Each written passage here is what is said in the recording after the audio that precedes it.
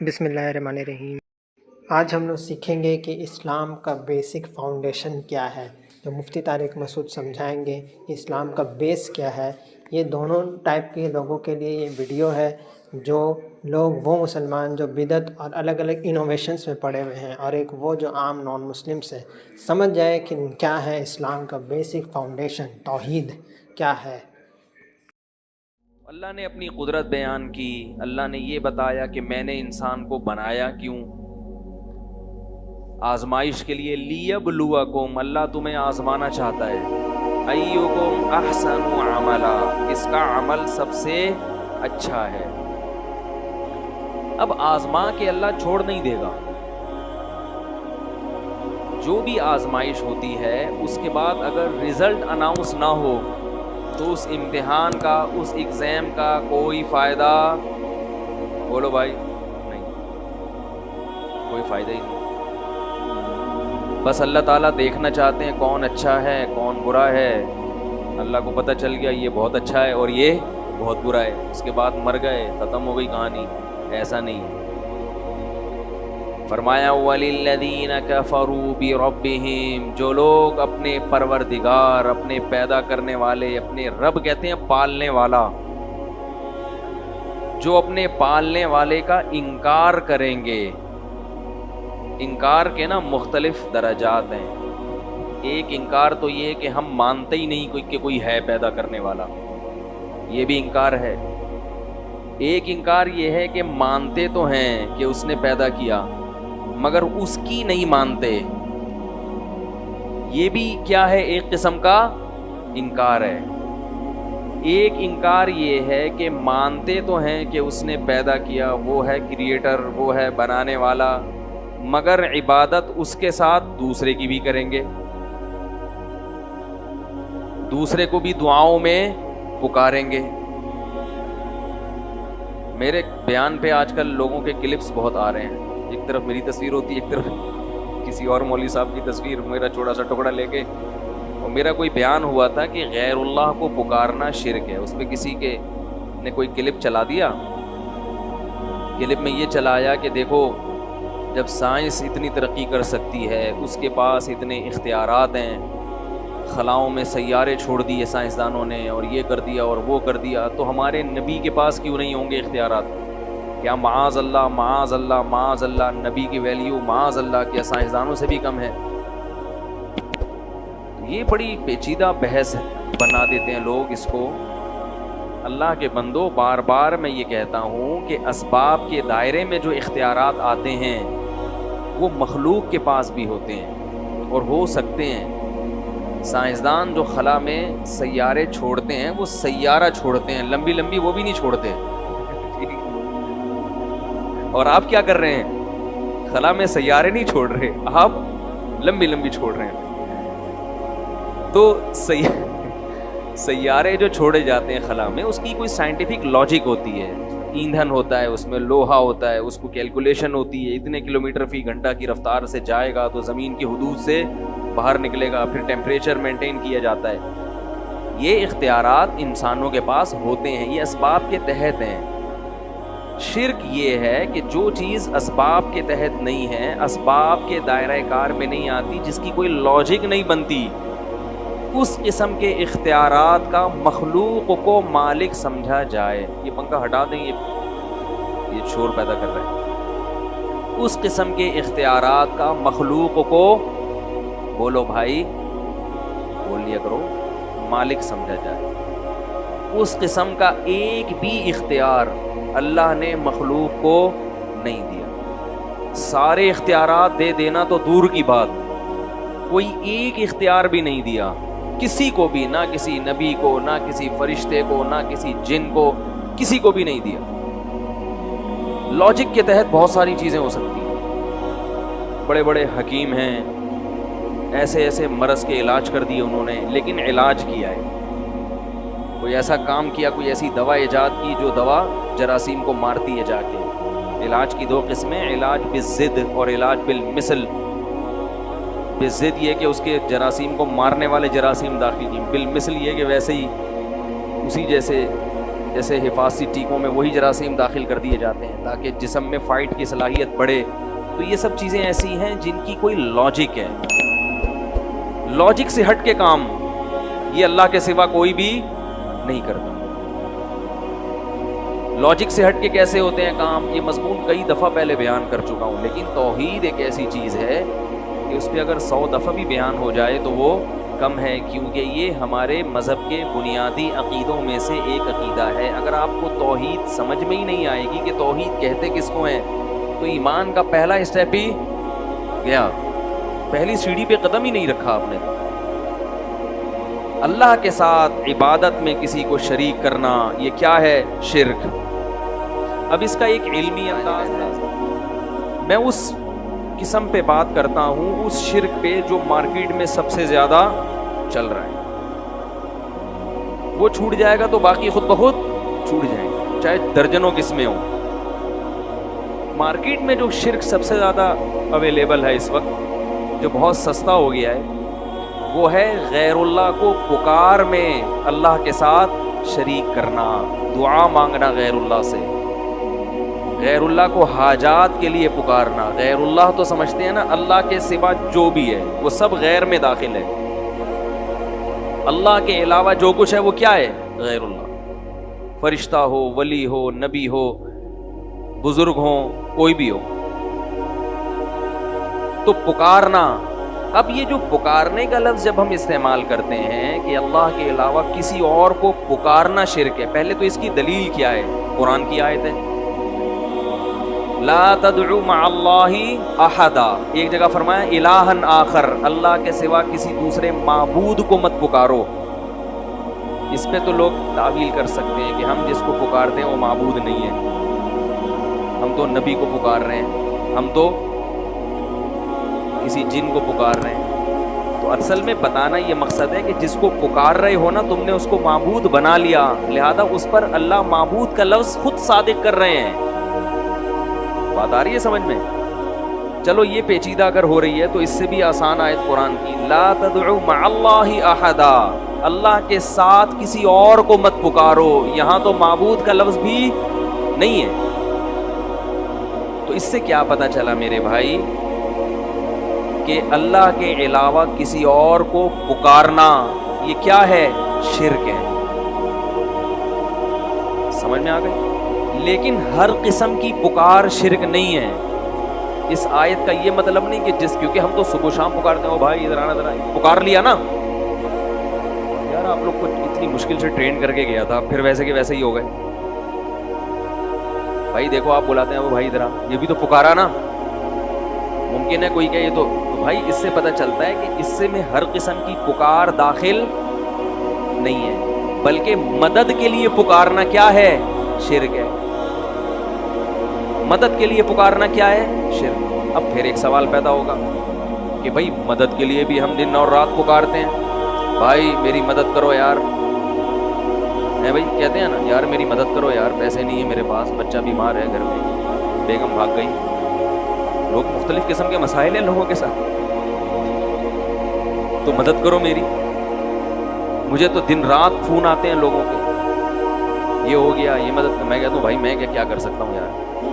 تو مدد کے لیے پکارنا یہ بہت اہم چیز ہے کہ کس قسم کی عمومی مدد کے لیے پکارنا شرک نہیں ہے. ایسا نہیں کہ جو بھی جس کو مدد کے لیے پکارے گا وہ کافر ہو جائے گا. ایسے تو ہم ہیلپ لائن کا مطلب ہی مدد، ہیلپ کا مطلب کیا ہے؟ مدد کریں. ہیلپ لائن پہ فون کریں آپ تو مدد ہی کے لیے وہ نمبر دیا گیا ہے. پتہ یہ چلا کہ بھائی ہر قسم کی پکار بھی شرک نہیں ہے اور ہر قسم کی مدد کے لیے پکارنا بھی شرک نہیں ہے. ایسی پکار پھر کون سی پکار شرک ہے؟ تو جب بھی کوئی کہا کرے نا آپ سے کوئی بھی کہ غیر اللہ کو پکارنا شرک نہیں ہے تو اس سے پوچھا کرو پھر کون سی پکار شرک ہے کون سی نہیں. قرآن کی آیت کا آپ ہمیں مطلب بتا دو تو ہم اپنا والا مطلب چھوڑ دیں گے، آپ کا والا مطلب لے لیں گے. لیکن نہ تو آپ اس آیت کا کوئی مطلب ہمیں بتاتے ہو اور نہ پھر اس مطلب کو مانتے ہو جو ہم بیان کر رہے ہیں. تو پھر اس آیت کا تو یہ تو لغو ہو گئی نا، اس کا تو کوئی مفہوم بنا ہی نہیں. بھائی کیا خیال ہے؟ وہ کہتے ہیں نا غیر اللہ کو پکارنا اگر شرک ہے تو تم بھی تو پکارتے ہو، تم بھی تو پکارتے ہو. تو آپ کہیں کہ آپ بتا دو پھر اس آیت کا صحیح مطلب کیا ہے، کون سی پکار شرک ہے اور کون سی پکار شرک نہیں ہے. ہم ایک مطلب بیان کر رہے ہیں جو قرآن و حدیث سے ثابت ہے. اگر آپ کو وہ سمجھ میں نہیں آتا تو پھر آپ بتا دیں. تو نہ آپ بتا رہے ہیں نہ ہمیں بتانے دے رہے ہیں. پھر اس آیت کی تو اس کا مطلب ہے 1400 سال میں کوئی تشریح ہوئی نہیں. یہ مطلب کیا ہوا پھر اس کا؟ آپ اگر نہیں بتاتے تو پھر ہم بتاتے ہیں. وہ یہ ہے کہ مدد کے لیے پکارنے کی دو قسمیں ہیں، ایک حرام اور ایک جائز، ایک شرک اور ایک شرک نہیں ہے. دو قسمیں. ایک مدد وہ ہوتی ہے جو کسی لاجک کے تحت آپ کی مدد کرے گا، جس کو آپ بلا رہے ہیں مدد کے لیے.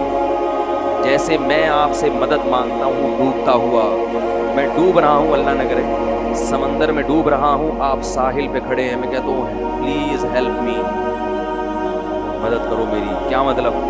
فون کرو حکومت کو، جو غوطہ خور ہیں ان کو جا کے بتاؤ ہے بھائی، یہی ہوگا نا. یہ سب لاجک ہے نا اس کی. آپ چلیں گے، ٹانگیں استعمال کریں گے، فون کریں گے، فون کے بٹن گھمائیں گے تو لہریں، ریڈیائی لہریں استعمال ہوں گی. ٹھیک ہے نا. آپ کی آواز کو ریڈیائی لہروں میں چینج کرنے کا ایک بڑے مشین میں بنائی ہوئی ہے، نمبر ہیں. یہ سب چیزیں ایسی ہیں جو لاجک ہے اس کی، کوئی نہ کوئی وجہ ہے اس کی، خود بخود نہیں ہو رہا یہ. لیکن اگر میں سمندر کے اندر ڈوب رہا ہوں، مجھے پتا ہے کہ نہ کوئی کشتی پہنچ سکتی ہے،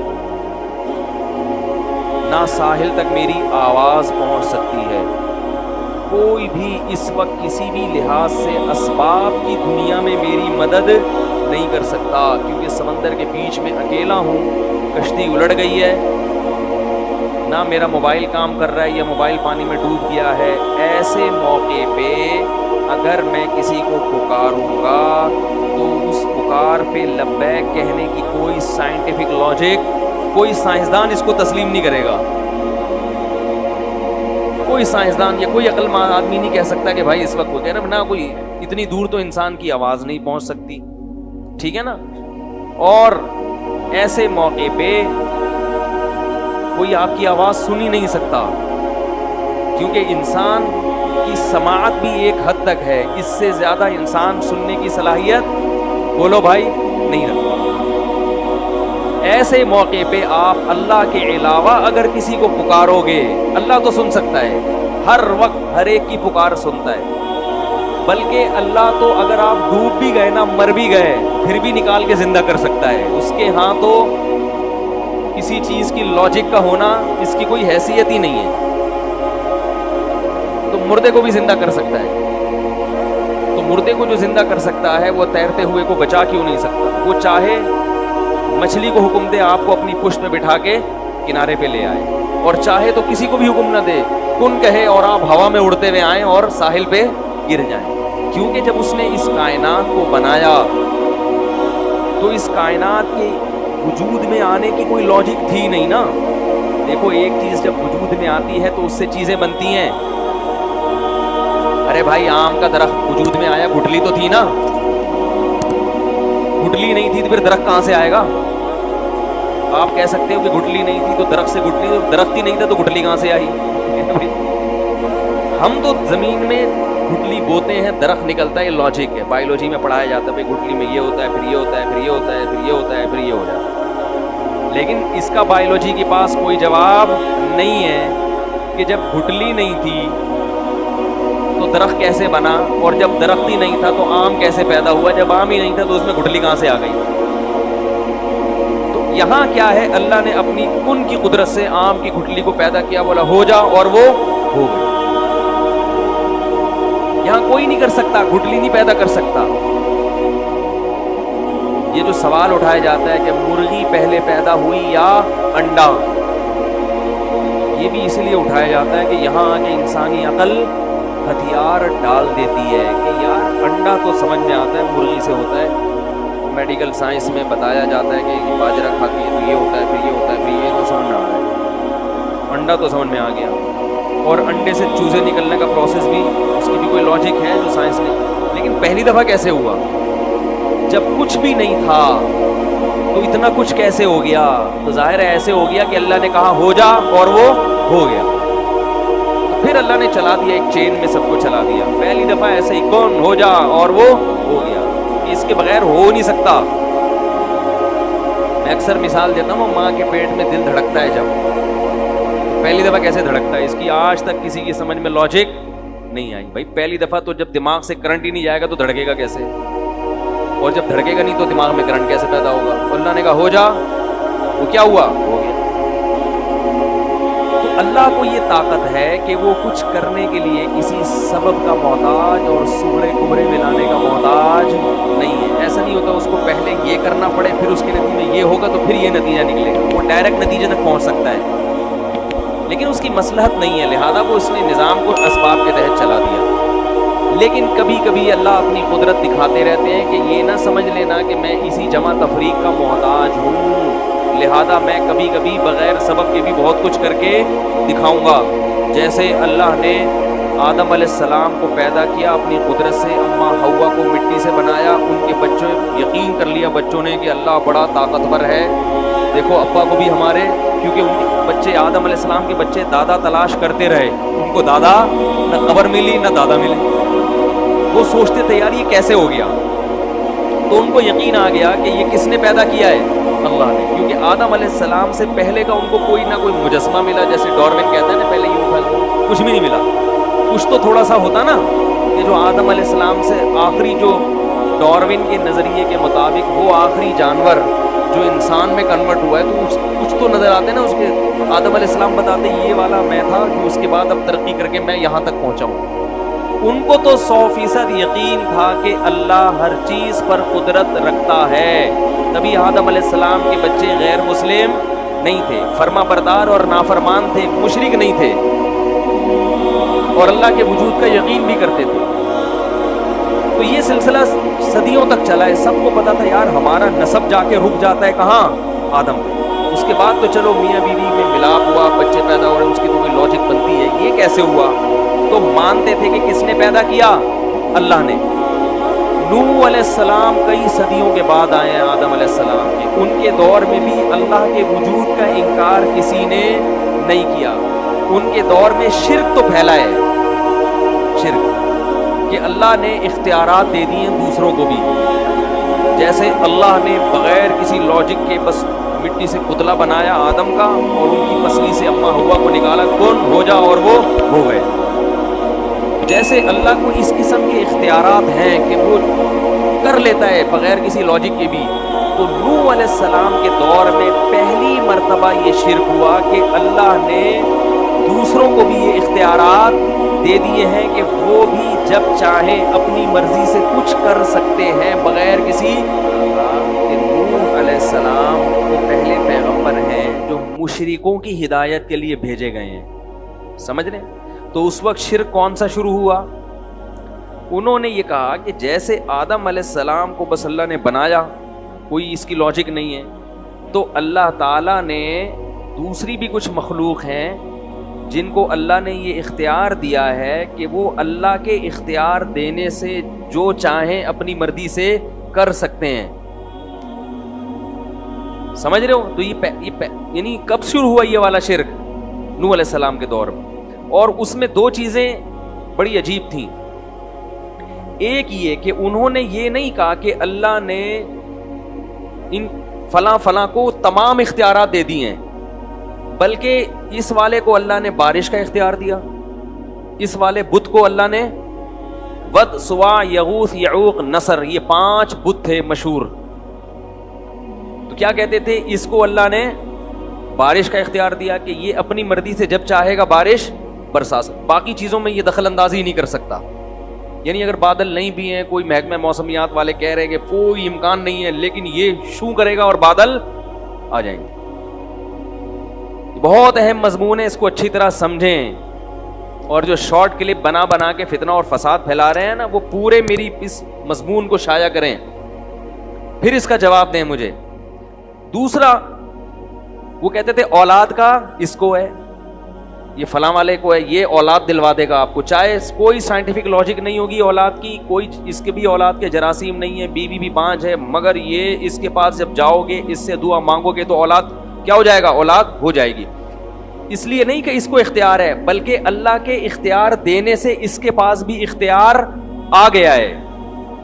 کیونکہ اتنی سینس ان میں بھی تھی کہ یہ پتھر کے بنے ہوئے بت یہ تو تھے ہی نہیں، یہ کیا کر سکتے ہیں، یہ تو ہم نے بنائے اپنے ہاتھوں سے. لیکن وہ یہ کہتے تھے کہ ان کو گاڈ گفٹڈ صلاحیتیں ان کے اندر. پھر ان پر جب اشکال ہوتا کہ یہ تو کچھ نہیں کر سکتے تو کہتے یہ نہیں کر سکتے مگر اللہ تو ان کو اختیار دے سکتا ہے نا بھائی، اللہ تو سب کچھ کر سکتا ہے، تو اللہ نے ان کو اختیارات دے دی ہیں. تو 5 بڑے بڑے قرآن میں تذکرہ ہے. اور آپ تفسیر کی کتابیں اٹھا کے دیکھیں. اب سوال پیدا ہوتا ہے کہ ان مسٹنڈوں کو، یہ جو بت ہیں ان کو میں مسٹنڈا کہہ رہا ہوں، ان بتوں کو، ان مسٹنڈوں کو کیوں دیے اللہ نے؟ اگر دینے ہی تھے تو آپ کو دیتا، ان کو دیتا، یہ بتوں کو کیوں دیے؟ تو کہتے تھے اصل میں یہ بڑے بڑے بزرگوں کی مورتیاں ہیں، تو ان بزرگوں سے خوش ہو کے اللہ نے ان بزرگوں کو دیے ہیں. اب اگر کہو ان بزرگوں کو کیوں دیے تو آپ کہیں گے جب اللہ اپنی عطا سے کسی کو دے رہا ہے تو آپ کون ہوتے ہیں اس پہ پابندی لگانے والے. یہ میں اس لیے تمام چیزیں دہرا رہا ہوں کہ بالکل یہی سٹائل ہے آج شرک کو معاشرے میں پھیلانے کا، کہ اگر اللہ اپنے نبی کو کچھ اختیارات دینا چاہ رہا ہے تو ان وہابیوں کے پیٹ میں مروڑ کیوں ہوتا ہے. نہیں آ رہی بات سمجھ میں؟ ان لوگوں کو کیوں تکلیف ہو رہی ہے؟ بات آ رہی ہے سمجھ میں؟ پبلک کو کیوں؟ جب اللہ اپنے محبوب، اپنے حبیب سید الانبیاء، یا ان کو اگر اللہ اپنے اختیار سے اختیارات دے رہا ہے تو لوگوں کو اس پہ اشکال کیوں ہو رہا ہے؟ بات آئی سمجھ میں؟ تو نوح علیہ السلام اسی شرک کی نفی کے لیے دنیا میں آئے تھے کہ اللہ جس سے خوش ہوتا ہے اسے جنت تو دیتا ہے، اسے دنیا میں اعلیٰ مقام تو دیتا ہے، اسے لوگوں کا مقتدا اور رہبر تو بناتا ہے، اسے نیک صالح اولاد تو دیتا ہے، مگر اپنے اختیارات میں اس کو شرکت نہیں دیتا.